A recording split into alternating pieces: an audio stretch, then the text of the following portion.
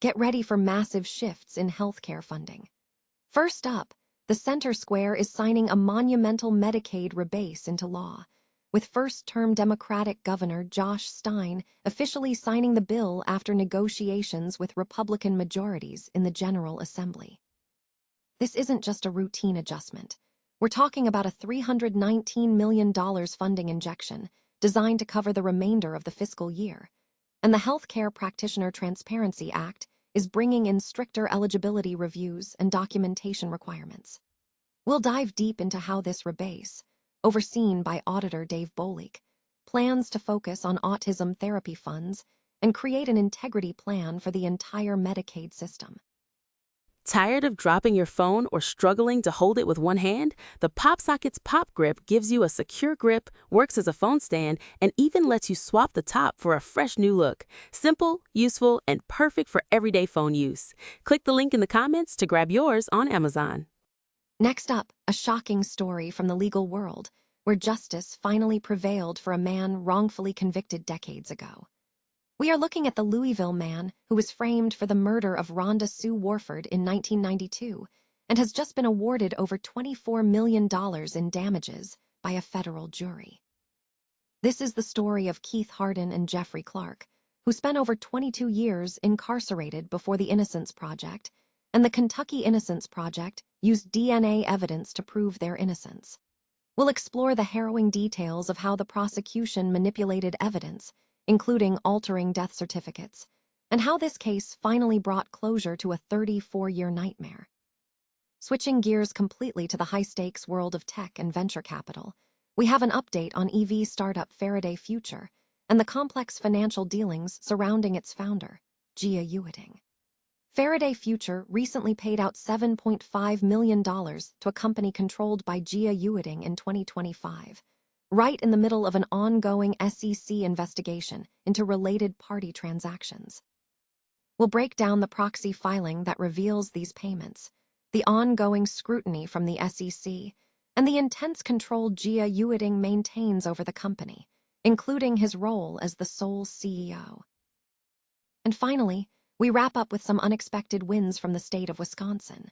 Northeast Wisconsin is on a serious hot streak with Powerball victories, with 6 major wins happening Wednesday night, including $4 million tickets. We'll tell you exactly where those $1 million and $2 million tickets were purchased, including the specific locations in Oak Creek and Sinclair Inc. We've got the big news, the legal triumph, the tech drama, and the lucky lottery winners. Stay tuned right here for the rest of the news. Medicaid funding for the remainder of the fiscal year has been secured with a $319 million rebase, signed into law by first-term Democratic Governor Josh Stein on Thursday.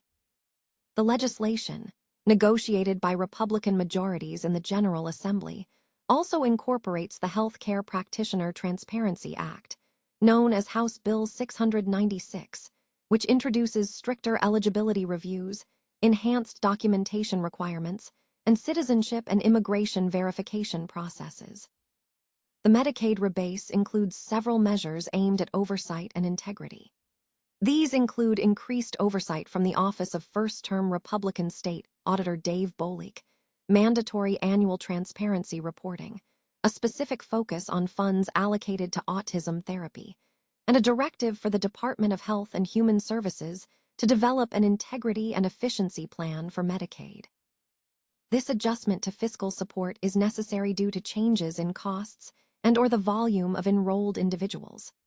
Governor Stein stressed the need for sustainable funding, stating, "Moving forward, the General Assembly should use recurring, not one-time, funding for Medicaid to avoid this painful process each year, protect the program for those who rely on it, and keep our entire health care system strong."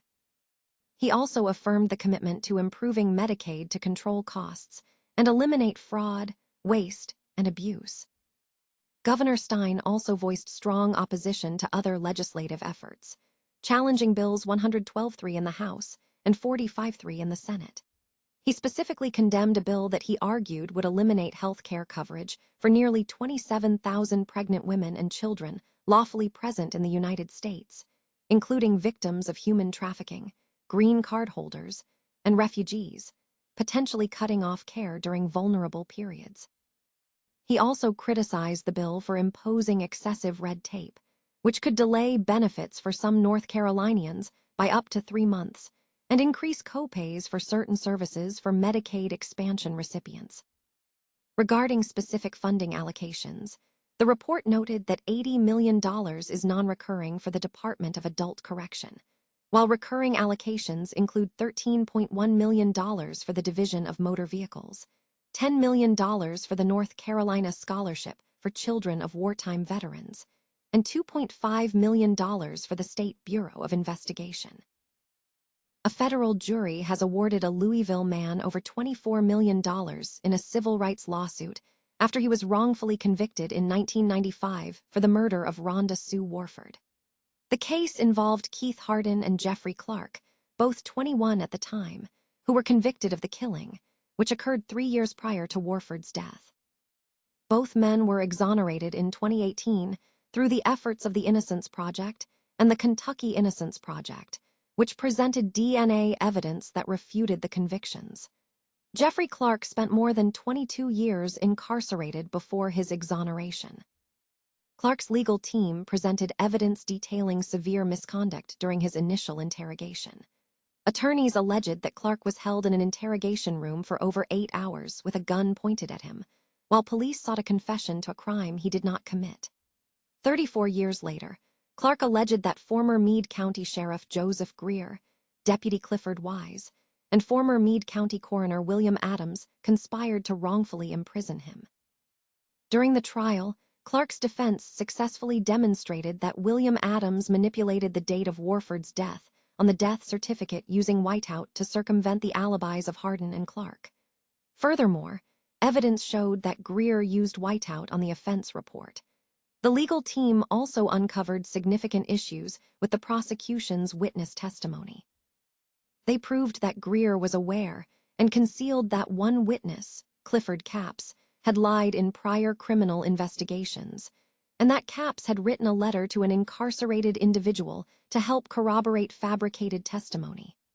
Additionally, the second witness, Amy Ramsberg, was found to have provided false testimony against Clark in the criminal trial.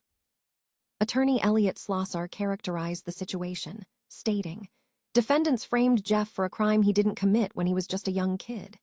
Jeff lost his life and wasn't set free until he was in his mid-40s. Upon verifying Jeff's alibi, defendants had 2 paths: find the true killer or manipulate the evidence. They chose option 2 and ruined Jeff's life in the process." Clark expressed profound gratitude to the jury, stating, "I finally feel like I am able to wake up from a 34-year nightmare." The jury ultimately ruled that Clark would receive $24.35 million in compensatory damages and an additional $75,000 in punitive damages. Separately, the city of Louisville had previously agreed to pay $20.5 million to both Harden and Clark for egregious misconduct by officers from the Louisville Metro Police Department, including former Detective Mark Handy. Electric vehicle startup Faraday Future has disclosed a $7.5 million payment made in 2025 to a company controlled by its founder, Gia Ewing, according to a recent regulatory filing. This disclosure comes amidst ongoing scrutiny from the Securities and Exchange Commission, which has been investigating related party transactions and questions surrounding Gia's control over the company when it went public in 2021, including allegations about early EV sales figures. The payments, detailed in Faraday Future's annual proxy filing, included monthly $100,000, consulting, fees, a $2 million bonus payment, and $1.7 million designated for loan repayments to FF Global Partners, LLC. The company did not provide a breakdown for the remaining $2.6 million in the filing. Faraday Future describes FF Global as an affiliate of Gia and previously stated that Gia exerts significant influence over the entity. FF Global has 5 voting managers, including Gia, alongside business associates and a family member, his nephew Jerry Wang. Wang, who serves as a president at Faraday Future, draws a 6-figure salary from FF Global, as does his wife, who heads FF Global's legal department. Furthermore, FF Global has a consulting agreement with AIXC, a crypto holding company run by Wang and advised by Jia. FF Global is a major shareholder in Faraday Future, and the company asserts that Jia and FF Global control nearly all aspects of the EV company, citing this as a significant risk factor in its latest filing. The company previously warned that this control could lead to actions inconsistent with its business objectives. The relationship between Jia and FF Global has been central to past corporate turbulence. Following the 2021 public offering, the board investigated Jia's financial movements and disclosures. In early 2022, the board sidelined Jia after finding that Faraday Future had misrepresented the degree of his control, leading them to refer findings to the SEC, which opened an investigation. During this period, FF Global actively campaigned to replace certain board members with those favorable to Jia, leading to threats against board members and subsequent resignations. Jia was reinstated as co-CEO last year and is now the sole CEO. Beyond FF Global, Faraday Future has also paid $700,000 to a loan company associated with Jia last year and owes $8.5 million to Leshy Information Technology Co. Limited, linked to his former Chinese tech conglomerate LeEco, for advertising services. The SEC dropped its 4-year investigation in March, despite previous notices recommending enforcement action, marking a shift in white-collar crime enforcement activity. Faraday Future has not responded to requests for comment regarding these transactions. Northeast Wisconsin is experiencing a significant surge in Powerball activity, following a remarkable run of major wins in the Badger State. On Wednesday night, 6 major Powerball jackpots were won across the region, including 4 $1 million prizes and 2 $2 million prizes. Of the $1 million winning tickets, 3 were purchased in Northeast Wisconsin. The final $1 million winning ticket was acquired at a pick-and-save location situated at 6462 S 27th Cent in Oak Creek. The 2 $2 million winning tickets were purchased at 2026 Sinclair, Inc.